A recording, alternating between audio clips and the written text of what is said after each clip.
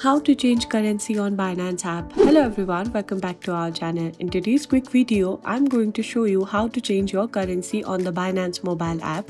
So let's dive right in. First, you need to tap open your Binance app. Make sure that you're logged in.